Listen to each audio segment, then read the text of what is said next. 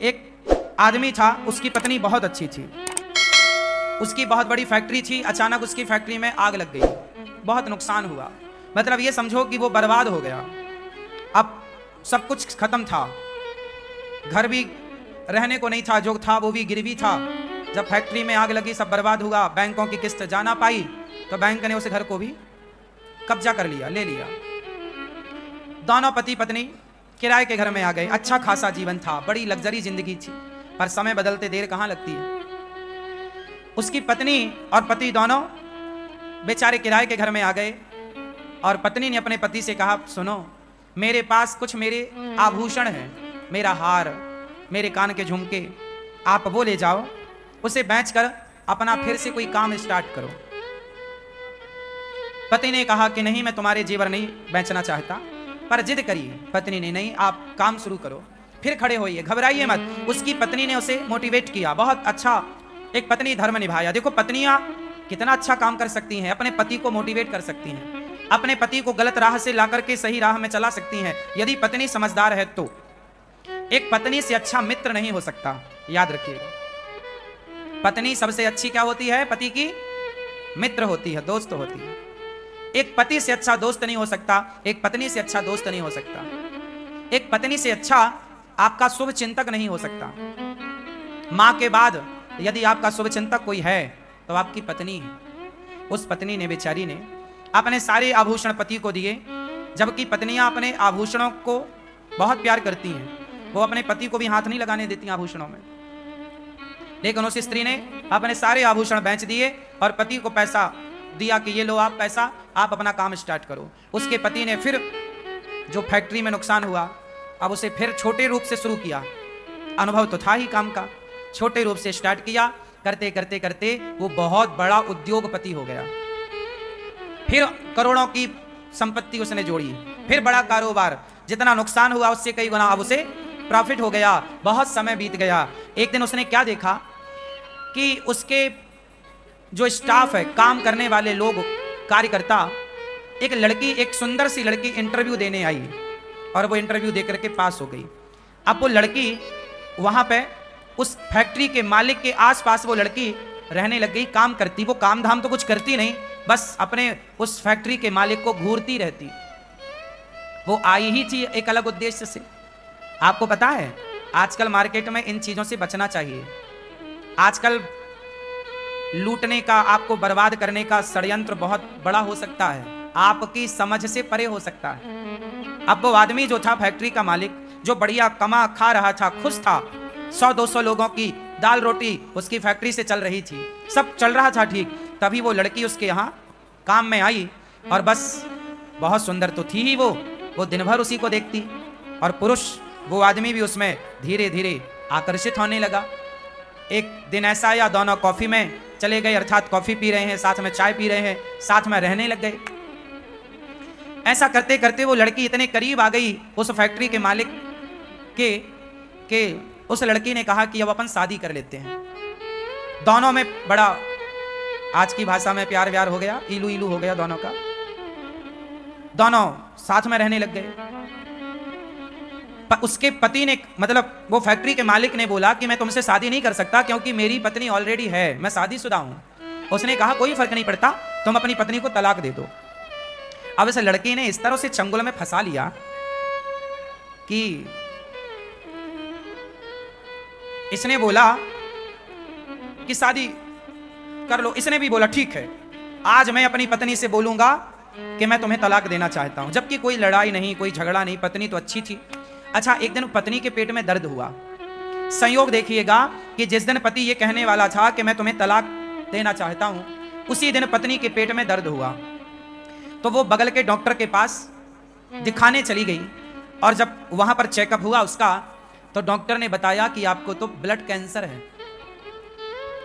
उस स्त्री को क्या निकला? कैंसर। डॉक्टर ने बताया कि 7 दिन बाद आपकी मृत्यु हो जाएगी, इसका कोई इलाज नहीं है। अब वो बेचारी पत्नी, उसका एक छोटा बच्चा भी था, वो घर आई। अब सोचिए, जैसे ये पता लग जाए कि मुझे 7 दिन में मरना है। वो बेचारी अब पति का इंतजार कर रही थी कि आज पति आए और मैं बताऊं कि अब मैं 7 दिन की हूं। आप अपने लिए कोई एक नया जीवन साथी ढूंढ लीजिएगा। वो पत्नी ये चाहती थी कि मेरा पति मेरे बाद परेशान ना हो, मेरा बच्चा छोटा हो, है इसके लिए कोई परवरिश करने वाली एक माँ तो चाहिए इसे। अब तो मैं मर ही जाऊंगी। वो बेचारी अपने पति का इंतजार कर रही थी कि तभी पति आया गुस्से में, और चूंकि उस पति को तो उसने पाठ पढ़ा ही रखा था कि तुम्हें आज ये बोलना है कि तलाक देना चाहता हूं। पति आया। रोज तो अपना जूता जब उतारता था तो पत्नी आती थी, पत्नी अपने हाथ से उसके जूते मोजे उतारती, अपने हाथ से पानी देती, उसका बैग लेती। रोज की तरह पत्नी आई, पर आज उसने गुस्से में अलग जाकर बैठ गया और बोला, सुनो अब हम तुम्हें तलाक देना चाहते हैं। पत्नी कुछ कहना चाहती थी कि मुझे कैंसर है, मैं मरने वाली हूं। तभी पति ने कह दिया कि मैं तुम्हें तलाक देना चाहता हूं। पत्नी ने बहुत समझदारी का परिचय दिया और पत्नी ने पति से अपना हाल कुछ भी नहीं कहा। अब वो चिड़चिड़ाने लग गया, गुस्से में आ गया, क्योंकि उसका मन कहीं और लग चुका था। पत्नी ने कुछ जवाब नहीं दिया। पत्नी ने कहा, अच्छा ठीक है, आप मेरे से तलाक लेना चाहते हैं? हाँ, मैं 7 दिन बाद आपको तलाक दूंगी। मैं आपको 7 दिन बाद तलाक दूंगी, परंतु आप मुझे इन 7 दिनों में जैसे पहले प्रेम करते थे उसी प्यार से आप मुझे 7 दिन रखेंगे। 7 दिन बाद मैं आपको तलाक दूंगी। पति को लगा ये तो बहुत सस्ता है। उसे तो लगा ये कोई अपना हिस्सा मांगेगी, पैसा मांगेगी, प्रॉपर्टी मांगेगी, पर उसने तो कुछ भी नहीं। उसने कहा मुझे कुछ नहीं चाहिए, केवल आप मुझे 7 दिन खूब प्यार कीजिए, रोज अपने पास बिठाइए, मेरे पास आकर बैठिए, मेरे साथ खाइए, नाश्ता मेरे संग कीजिए, भोजन मेरे साथ कीजिए, रात्रि को प्रेम पूर्वक हम दोनों पार्क में घूमेंगे और आप हमारे साथ रहेंगे। आप हमारे लिए वैसी ही बातें करेंगे 7 दिन जैसे शादी के बाद आप हमसे करते थे। पति को लगा, अच्छा पति को नहीं पता था कि ये केवल 7 दिनों की है, लेकिन अब पत्नी को पता था कि अब चलो मैं तो 7 दिन की हूं, पर इन्हें तलाक देना है, कोई बात नहीं। अब सोचिए उस स्त्री का दिल कितना बड़ा रहा होगा। कोई और होती तो भड़क जाती, पर उस स्त्री ने कोई जवाब नहीं दिया। एक दिन बीता, उसके पति ने भी खूब प्यार दिया उसे, बनावटी प्यार था अब तो, पर किया। रोज उसके साथ अच्छे से खाता पीता, चलता फिरता, टहलता, हंसता, सब बढ़िया। 7 दिन, 1 दिन, 2 दिन, 3, 4, 5, 6, आज 7वां दिन था, आखिरी। आज पत्नी ने अपने पति की आरती उतारी, उसके माथे पर तिलक किया और आज उसे उसके काम के लिए भेजा जहां वो फैक्ट्री रोज जाता था। और जब उसका पति आज घर से गया ना, तो उसके मन में विचार आया कि मेरी पत्नी देखो मेरे से कितना प्यार करती है। मैंने कहा कि मुझे तलाक चाहिए, तो उसने मेरे खातिर कि यदि मैं खुश हूं तो मेरी खुशी के लिए वो तलाक भी देने को तैयार हो गई। अब बताइए इससे बड़ा प्रेम क्या होगा। यदि पति तलाक चाहता है तो पति की प्रसन्नता के लिए वो तलाक देने को तैयार है। वो मेरे लिए, मैंने तलाक का बोला फिर भी वो मेरे से प्यार करती है। और ये जो लड़की मुझे मिली है ये तो मेरी दौलत की भूखी है। मेरी पत्नी ने तो अपने जेवर बेचकर मेरा ये कारोबार खड़ा किया। मेरी पत्नी मेरे सुख में मेरे दुख में सदा रही है। आज मेरी पत्नी ने कितना साथ दिया आज तक, और मैं किसी एक लड़की, एक स्त्री के चक्कर में आकर एक सुंदर पत्नी का, एक पतिव्रता नारी का मैं त्याग कर रहा हूं। लो भैया, अचानक भगवत कृपा देखो, उस आदमी का हृदय परिवर्तन हो गया बिना कुछ के। याद रखिएगा, ईश्वर न्याय करते हैं, ईश्वर न्याय करते हैं। उसका हृदय बदल गया और वो आज सारा काम छोड़कर ऑफिस का दिन को ही भागा घर की ओर के मैं अपनी पत्नी से माफी मांगूंगा, सॉरी बोलूंगा कि मैं तो जो तलाक का बोला मैं मजाक कर रहा था। उस लड़की को उसने अपने दफ्तर से हटाया, काम से निकाला। उसके चक्कर में उसने कहा कि मेरी पत्नी के गालों में झुर्रियां पड़ गई हैं, ये लड़की जो मुझे मिली है ये बड़ी सुंदर है। मैं इस सुंदरता के कारण इस पे मर रहा था, जबकि मेरी पत्नी ने मेरा कितना साथ दिया। संसार की चमक दमक सुंदरता पे नहीं लट्टू होना चाहिए। आपकी पत्नी आपकी जीवन संगनी है, उसे छोड़कर पराई स्त्री के बारे में सोचना पाप है। चमड़ी का मोह, चमड़ी से इतना प्यार ना करना, चमड़ी के इतने गुलाम ना हो जाना कि आप उस चमड़ी के चक्कर में सारे गलत काम करने लग जाओ। वो आदमी फैक्ट्री का मालिक दौड़ा दौड़ा घर गया। जैसे ही घर पहुंचा तो दरवाजा खोले थे। घर के अंदर प्रवेश किया, आवाज लगाया उसने अपनी पत्नी को, पर पत्नी ने कहीं से कोई रिस्पांस नहीं दिया, कोई आवाज नहीं आई लौटकर। वो सोचा रसोई में होगी, रसोई में पत्नी नहीं, यहां होगी वहां होगी, सारी जगह देखा, उसकी पत्नी थी ही नहीं। तब वो अपनी पत्नी के कमरे में गया ऊपर, और जब कमरे में जाकर देखा तो उसकी पत्नी बिस्तर पर पड़ी हुई थी। और बगल में एक कागज था। वो कागज में कुछ लिखा था। वो पत्नी को जगाया, अरे देखो मैं आ गया भाग्यवान, सुनो मैं तो तुमसे मजाक कर रहा था, मुझे माफ कर दो, सॉरी। वो बहुत बोलता जा रहा, पर पत्नी तो सुनने को तैयार नहीं। वो तो बिस्तर में पड़ी। वो पड़ी क्या थी? वो मर चुकी थी, लेकिन मरने के पहले उसने एक पत्र लिखा था अपने पति के लिए। अब उस कागज में क्या लिखा? अब ये पति उस कागज तक पहुंचा और पढ़ने लगा, और जब पढ़ा तो उसमें पत्नी ने लिखा था, मेरे पति परमेश्वर, मैं भगवान से प्रार्थना करती हूं कि हर जन्म में मुझे आप जैसा पति मिले। मेरे पति परमेश्वर, आप जैसा पति पाकर मैं बहुत खुश हूं। मुझे आपसे और भगवान से कोई शिकायत नहीं है। आपकी खुशी थी, आप मेरे से तलाक चाह रहे थे। मैं चाहती तो आपको तलाक उसी दिन देती, लेकिन जब आप तलाक लेते मेरे से, तो जो हमारा छोटा सा बालक है, बच्चा है, जब वो ये देखता कि मेरे पिताजी मेरी माँ से तलाक लेना चाहते हैं, तो मेरे बच्चे के संस्कार बिगड़ते और मेरा बालक बड़ा होकर वो आपका शत्रु बन जाता कि मेरे पिता ने मेरी माँ को छोड़ा था। तो कहीं मेरे बच्चे के अंदर आपके प्रति कोई शत्रु भाव पैदा ना हो जाए, इसलिए मैंने आपको तलाक नहीं दिया। जिस दिन आपने मुझे तलाक का बोला, उसी दिन मैं डॉक्टर के यहाँ गई थी। उसने मुझे चेकअप करके बताया कि मुझे ब्लड कैंसर था। मैं 7 दिन बाद मरने ही वाली थी। मुझे लगा कोई बात नहीं, आपको भी तलाक चाहिए, तो मैंने सोचा कि 7 दिन बाद तलाक दूंगी। 7 दिन बाद तो मैं सदा के लिए चली जाऊंगी। आपका जिससे मन करे आप विवाह करके अपना घर बसाइएगा, बच्चे के संस्कार ना बिगड़े। इसलिए मैंने आपको कोई जवाब नहीं दिया, क्योंकि हमारे बच्चे जब हमें आपस में लड़ता झगड़ता देखेंगे तो बच्चों के संस्कार बिगड़ते हैं। मैं नहीं चाहती कि मेरे बच्चे के संस्कार बिगड़े। बस अब मैं कैंसर की मरीज थी, 7 दिन पूरे हो गए, मैं जा रही हूं, अब आप अपना घर बसाइएगा, आप खुश रहिएगा। ऐसा लिखकर वो बेचारी सदा सदा के लिए चली गई। अब इसका पति ये पत्र पढ़ करके जो रोना शुरू किया, हे भगवान, मेरे से कितनी बड़ी गलती हो गई। मेरी पत्नी मरने की स्थिति में थी और मैं उसका साथ ना दे सका। अच्छा इलाज कराता, अच्छी जगह दिखाता, शायद मेरी पत्नी बच जाती। कोई बढ़िया डॉक्टर को मैं चुनता, शायद बच जाती। लेकिन वो पराई स्त्री के चक्कर में फंसकर अपनी एक सुंदर पतिव्रता नारी को अंत में बड़ा दुख दिया। अब कोई पत्नी को यह पता चले कि मेरा पति मुझे तलाक देना चाहता है, और वो भी अंत समय में, उस पत्नी को खुशी तो हो ही ना होगी।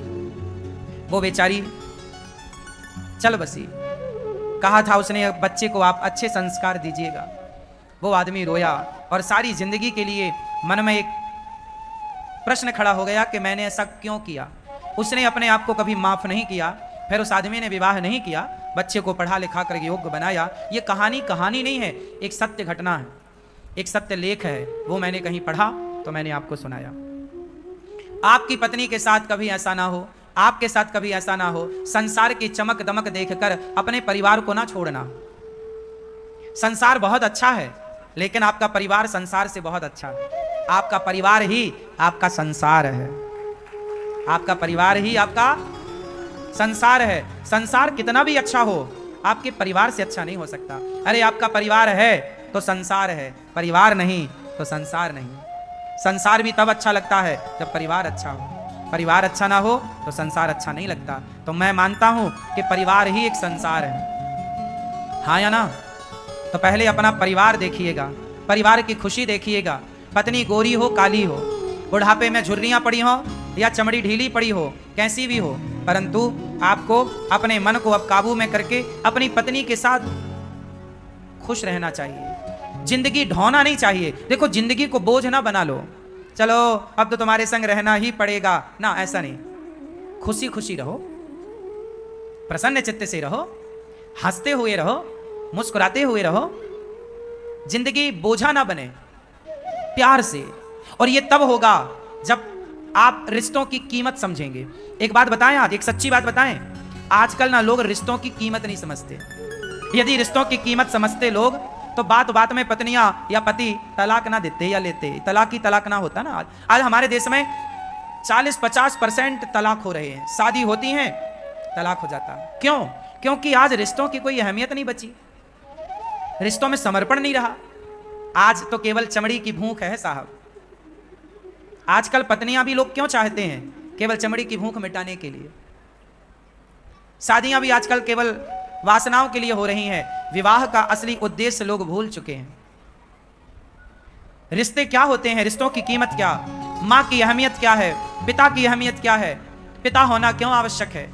पति होना क्यों जरूरी है? पत्नी की क्या अहमियत है? रिश्तों में एक दूसरे का सम्मान करना होता है, एक दूसरे को रिस्पेक्ट देना होता है, एक दूसरे का आदर करना होता है, एक दूसरे को नीचा दिखाना नहीं होता। हम अपनी पत्नी का सम्मान करते हैं तो पत्नी भी हमारा सम्मान करती है। हम अपनी पत्नी पर विश्वास करते हैं तो पत्नी भी हम पर विश्वास करती है। हम अपनी पत्नी को अच्छे से बात करते हैं तो वो भी हमसे अच्छे से बात करती है। हम अपनी पत्नी से कुछ चाहते नहीं हैं तो वो भी हमसे कुछ नहीं चाहती। रिश्तों में चाह ना हो, हमें आपसे कुछ चाहिए, आपको हमसे कुछ चाहिए, तो ये तो व्यापार हो गया।